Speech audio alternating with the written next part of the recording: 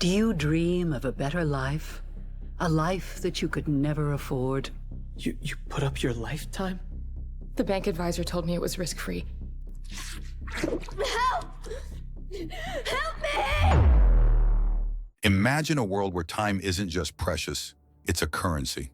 In a not-so-distant future, society has adopted a chilling new economy where time itself is currency. People can sell or trade years of their lives to pay debts, climb the social ladder, or secure a better future. This twisted marketplace is controlled by a powerful German biotech company called AEON, which offers a time donation program where a recipient pays to receive a donor's life years. The procedure, which is done daily in AEON's clinics, claims to be minimally invasive, and the process takes 2 to 3 days. Donors who must be over 18 years old will undergo a DNA swab test, and they will be matched with a DNA-compatible recipient. Side effects include headaches, fatigue, disorientation, and emotional distress. AEON donation manager Max Thoma persuades 18-year-old immigrant Dennis to donate 15 years of his life instead of just 3 or 5 in exchange for 700,000 euros. He says the sum rises exponentially with more years, and 700,000 is enough for him and his family to stay in the country legally and live a comfortable life. He then shares that when he was around his age, he donated 5 years of his life to finance his studies, after which Dennis finally agrees and signs the documents. If you're curious about the consequences of Dennis's decision, stay tuned and hit the subscribe button so you won't miss other movie recaps from us. On his way to the AEON campus in Berlin, Max wears a raincoat to protect himself from the stuff the protesters, who are protesting against the time donation program, throw at the AEON staff. He attends the AEON Awards ceremony, where he's awarded as the Aeonian of the Year.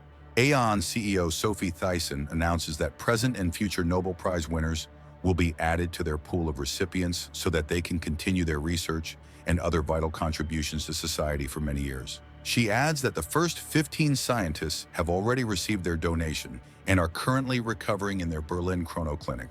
Meanwhile, at the Berlin Chrono Clinic, a man undercover as a nurse fatally shoots all 15 recipients, but spares the nursing staff and relatives. He then draws on the wall the symbol of the collective called the Atom Group, which opposes AEON's program. While the police's manhunt for the Atom Group has yet to make progress, Sophie and the AEON team watch a video of Lilith, the group's leader. In her message, Lilith argues that time donations violate the principle of equality, turning people into commodities, and warns that recipients, the thieves of people's lifetimes, will be hunted and executed. At the Thoma's luxury apartment, Max's wife, Elena, who is a doctor, lights candles while he prepares their meal. When she congratulates him on his award, he becomes hopeful that they can soon afford a place by the lake. Elena reminds him that they haven't paid off their apartment yet. Are you crazy? We haven't even paid off this apartment yet. To which Max says that she just has to call the bank consultant and he'll give them another loan, teasing her about the consultant liking her. They talk about having kids and end up making love. During a visit to Elena's parents, her father Stefan criticizes AEON, arguing that the poor die earlier and earlier, while the rich get younger and younger. Then how come the poor keep dying earlier and earlier and the rich keep getting younger and younger? Is that all thanks to genes? This sparks a heated debate with Max, who defends AEON and claims that the time donation program has significantly improved the lives of the poor, prompting Elena steps in to calm things down. When they return home, to their horror, the Thomases see their apartment building burning, with the fire concentrating on their unit. Unfortunately, their lawyer Luna informs them that the insurance company won't pay out, as investigators concluded the fire was caused by a candle, which is considered negligence. A shaken Elena insists she's certain she extinguished all the candles. I'm sure I put out the candles before we left. When Luna adds that the bank will demand the $2.5 million mortgage shortfall, a stressed Max reveals that all their savings were in the apartment. When Luna reveals they only have one collateral left, Elena reluctantly admits to Max that she's put up her life years as security for the mortgage, trusting the bank consultant's assurance that there was no risk and that, in the worst case, they could simply sell the apartment. Shocked, Max offers to donate his years as well, but Luna explains that there's no match for him in the AEON database, as his previous recipient recently passed, leaving only Elena eligible to donate. Max calculates that $2.5 million equals about 40 years, and the realization leaves them both feeling hopeless. Immediately after leaving Luna's office, Elena is approached and detained by police, who are carrying out an enforcement order against her, a precautionary measure since she has reasons to leave the country. Left with no choice, a desperate Max asks Aeon CEO Sophie for a $2.5 million loan. I need a loan. 2.5 million. I know that's a lot of money, but I can work it off. Promising to work it off. After he explains his situation, Sophie asks for their documents so she can go over them and see what she can do.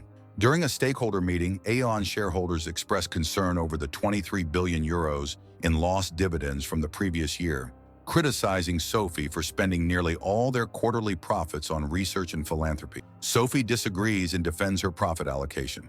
She points out that they have yet to eliminate the need for donors and recipients to be DNA compatible, a limitation that wastes valuable resources on finding suitable matches. In response, the shareholders dismiss her concerns, stating that she is focusing on a minority niche. Later, Max and Luna head to Aeon to visit Elena, but are forbidden to see her as her donation procedure begins in 2 hours, and they're only allowed to see her after. An angry Max barges into the clinic, prompting security to pin him down. While Max is forced to wait for the donation procedure to finish, authorities inform a frightened Elena that the court has decided to take 38 years away from her life and that their debt will be paid off as soon as the procedure is done. Desperate, Elena frantically pleads with a police officer for help, but he turns away despite feeling sorry for her. Drugged and dazed, Elena catches a glimpse of her recipient, though only the body, before being forced into the procedure against her will. After the procedure is done, Max brings Elena home to a small apartment, which is all they can afford now. Elena then rapidly ages. Soon after, Aeon employee Erica informs Max that Sophie has promoted him to senior donation manager. Congratulations, you've been promoted. Senior donation manager. Which comes with a raise of 1,000 euros per month and a 35,000 euro bonus. Max approaches Sophie to discuss the promotion, but she dismissively brushes him off. To his shock, he notices that she now looks significantly younger. Max reassures Elena, now an elderly woman, that he still loves her. But Elena develops self-pity upon seeing their ridiculous age difference in the mirror and asks that he leave her alone. While Max is away, Elena suffers a miscarriage, something he only discovers later at the hospital, unaware that she was pregnant when she underwent the procedure. Despite not wanting to let her go, Max drives Elena to her parents' house as she insists on staying with them. Suspecting that her recipient is Sophie, Max vows to get the procedure reversed, but Elena's devastated parents doubt that he can. How? They didn't break any laws. That's how it works, isn't it? Your stupid system. As the procedure was legal. Later, Max confronts the young smoking drug dealer who had approached him the previous night, asking where she had her procedure done. Certain it wasn't at Aeon, with her help, he arranges an appointment for the following week, paying 30,000 euros to see an underground doctor named Dr. Berg. To secure the appointment, Max must contact Dr. Berg via an unregistered prepaid phone after crossing the border into Lithuania. Only then will he receive the clinic's coordinates. The appointment will be valid for just 6 hours, and if he fails to show up, it will be canceled. Max acquires a gun and fake passports for himself and Elena, and after tracking Sophie and learning her routine, he goes to the cemetery and kidnaps a younger-looking Sophie. He vandalizes the Thyssen grave she's visiting with the Atom Group symbol and takes her to an abandoned auto shop. He brings the reluctant Elena, showing her the young-looking Sophie and convincing her to undergo a reverse procedure in Lithuania. We'll start over. Away from here, by the ocean. Max, we aren't kids anymore. Meanwhile, Aeon head of security Kaya and Aeon Berlin, head of operations Nowak, are able to identify Max as the kidnapper and trace his location. Kaya, Nowak, and the armed Aeon army arrive at the auto shop, but Max and Elena have already left. At the Aeon campus, the Aeon team continues to trace the couple's whereabouts. Through satellite face recognition, Nowak finds them aboard a ship. Seeing the police waiting for them at the seaport in Klaipėda, Lithuania, Max and Elena force a family on the ship to hide them in their vehicles, threatening to shoot them if they speak up. After slipping past the checkpoint undetected, they release the family but destroy their phones to cover their tracks. After crossing the border, Max contacts Dr. Berg to confirm they've made it through. During a stop, the girl they assume to be a younger-looking Sophie reveals she is actually Marie Thyssen, Sophie's daughter. When Max tries to call her bluff by saying Sophie's daughter died due to progeria, a rare genetic condition that causes children to rapidly age, Marie corrects him, revealing it was her older sister Lucy, My mother keeps me out of the public eye for reasons just like this. That was my older sister, Lucy. Who had died and whose grave Max vandalized earlier. Still skeptical, Max tases her. Later, the trio stays at an abandoned hotel, where Marie confesses that she is in fact also opposed to the time donation system and that she's been trying to convince Sophie to stop for a while. When Elena begins to consider that Marie might be telling the truth, Max confirms that, as Sophie's daughter, Marie would likely be compatible with her as well. He suggests that Marie could donate her years to Elena and then take them back from Sophie later, since first-degree relatives are usually a match for the procedure.